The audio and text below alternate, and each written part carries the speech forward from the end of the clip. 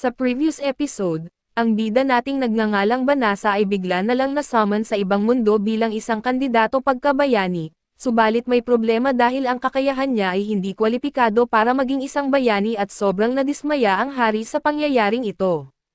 Dahil sa pagkadismaya, nag-utos ang hari na itapon si Banasa sa isang lugar na kung saan ang lugar na ito ay kuta ng mga demonyo para sa paraan na mamatay si Banasa kung sakaling umatake sa kanya ang mga halimaw. Subalit ang di alam ng hari na ang bida nating ito ay may overpowered na kakayahan kaya naman ay nagawa niyang malampasan ang delikadong lugar at nilinis pa niya ito.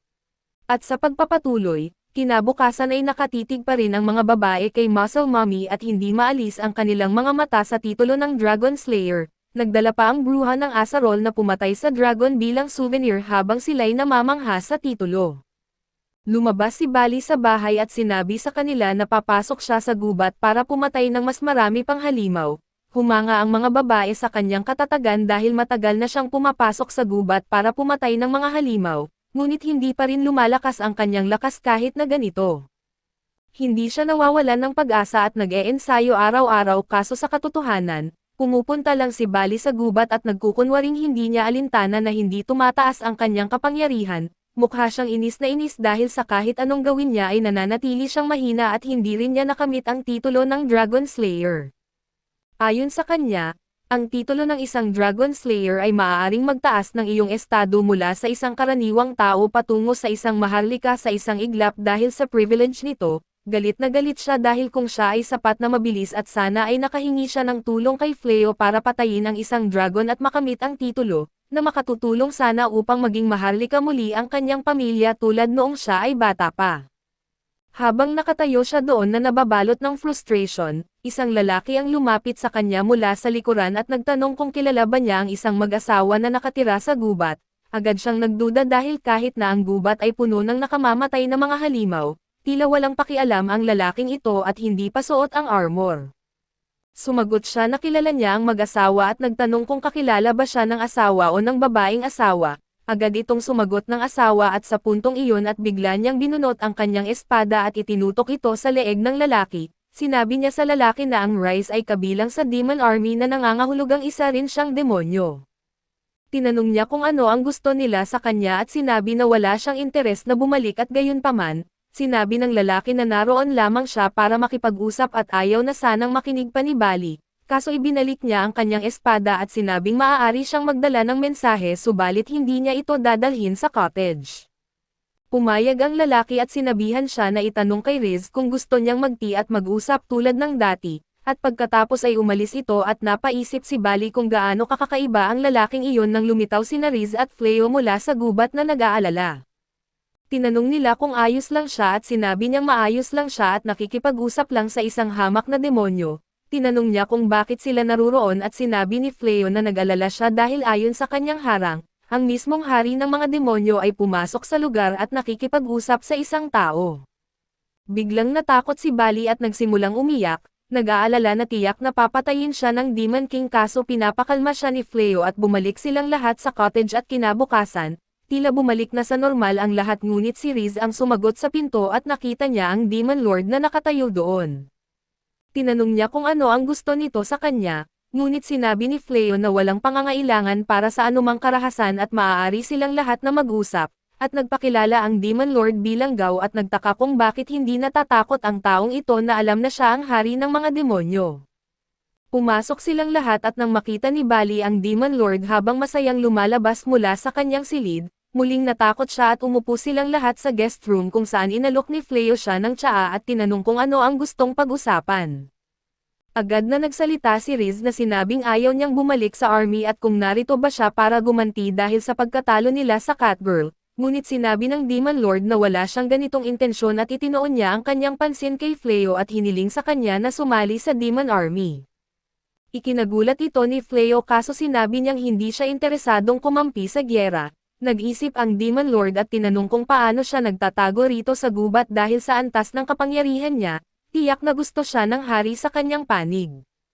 Ngunit ipinagtanggol ni Fleo ang kanyang posisyon sa pagsabing hindi niya kailangang lumaban para sa panig ng mga tao dahil isa rin siyang tao, at hindi niya alam kung bakit nangyayari ang gyera dahil nanggaling siya sa ibang mundo at ipinahayag ng Demon Lord na nagsimula ang labanan 500 taon na ang nakalipas, nang dumating ang isang tao mula sa ibang mundo dito at naging unang Demon Lord.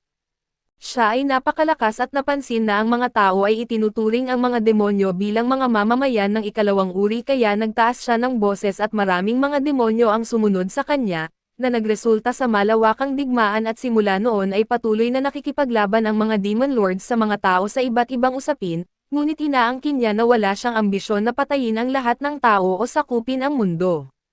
Sa mismong sandaling iyon, nagbago ang kanyang aura at may matinding galit habang sumisirit ang mana mula sa kanya, sumigaw siya na kahit gusto lamang niyang mamuhay ng mapayapa at kung ang mga tao ay tatargetin at papatayin ang mga demonyo, hindi siya manunood na lamang na parang isang walang silbi. Pagkatapos ay muling hinarap niya si Fleo at umaasang matatakot ito at tinanong kung gusto pa rin ba niyang sumali sa hukbo ng Demon King, ngunit muli itong tinanggihan ni Fleo habang humihigop ng kanyang tsaa at kumalma ang Demon Lord at ngumiti sa katigasan at kawalang takot ng simpleng tao na ito, at inangkin niya na ito marahil ang dahilan at hindi rin siya mapipilit ng hari na sumama sa kanyang panig. Tumayo siya at inihayag na hindi pa siya natatapos at babalik muli sa lalong madaling panahon bago umalis. Pumasok naman ang iba pang mga babae sa silid at tiningnan si Bali, na nakaupo na parang walang nangyari kaso napagtanto nilang nawalan siya ng malay dahil sa takot habang nakaupo. Sa wakas ay nagising si Bali kinabukasan at bumaba upang maghugas ng mukha kaso pagpasok niya sa kusina, nakita niyang kumakain doon ang Demon King kasama sina Rice at Fleo at muli siyang natakot at nang magpakita ng interes ang Demon King at inaya siyang sumama sa kanila, agad na binanggit niya na wala siya sa ayos ng bihis at tumakbo palayo. Kinabukasan lumabas siya na naka-full gear kaso natagpuan niya ang Demon King na naghihintay para sa kanya, nagtanong kung gusto niyang maglakad kasama siya ngunit tumakbo siya palayo habang sinasabing kailangan niyang mag-ensayo. Lumipas ang ilang araw at habang tinitingnan niya ang mga sakahan, lumitaw muli ang Demon Lord upang magpalipas ng oras kasama siya subalit tumakbo ulit siya palayo.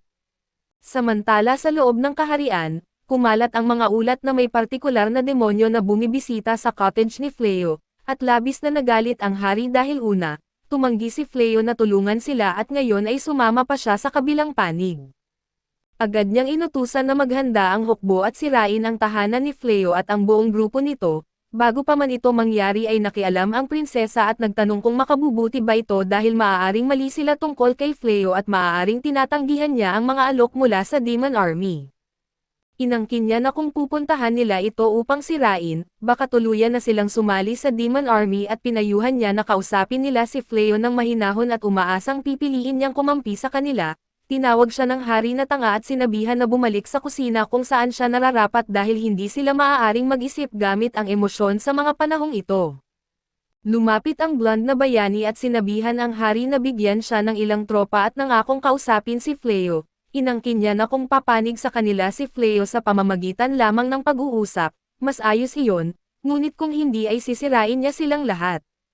Kinabukasan habang nakaupo si Riz at Fleo sa mesa para sa almusal, tinanong ni Riz kung hindi siya sumasali sa alinmang panig dahil siya ay isang demonyo at ayaw niyang patayin ang kanyang mga kamag-anak. Sumagot si Fleo na isa iyon sa mga dahilan kaso sa parehong oras, hindi niya iniisip na ang mga demonyo ay mali o masama sa anumang paraan na maisip niya.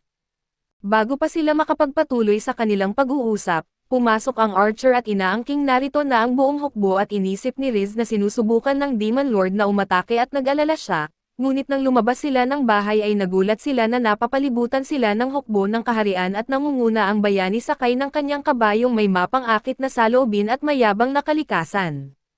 Diretsyong lumapit siya kay Fleo at sinabihan siya na dumating sila para magbigay ng dalawang pagpipilian. Alinman na sumali siya sa panig ng sangkatauhan at tulungan silang labanan ang hari ng mga demonyo at sa gayon ay gagantimpalaan nila siya at papaalisin ang katotohanang tumanggi siyang sumali sa kanila dati, o maaari siyang tumanggi na sumali sa panig ng sangkatauhan at sa gayong kaso, ituturing siyang traidor sa kanilang lahi at sisirain lamang siya sa palagay na siya ay kasabwat ng hari ng mga demonyo. Kalmado na sumagot si Fleo na hindi siya kukuha ng alinmang panig dahil ayaw niyang maglaro ng anumang papel sa digmaang ito, agad na tiningnan siya ng bayani pababa at inangkin na nangangahulugan ito na tinatanggap niya na siya ay kasabwat ng hari ng mga demonyo, na nangangahulugan na siya ay mamamatay.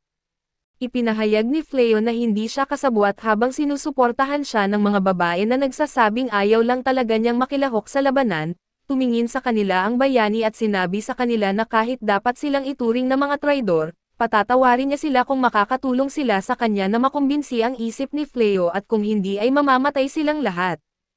Tumingin si Bali at iginiit na naniniwala siyang tama si Fleo, sapagkat mula pa nang siya'y ipanganak ay tinuruan na rin siyang masama ang mga demonyo at dapat silang patayin, kaso mula nang makilala niya si Riz at ang iba pa ay napagtanto niyang hindi talaga masama ang mga demonyo at sila rin ay mga nilalang na may damdamin.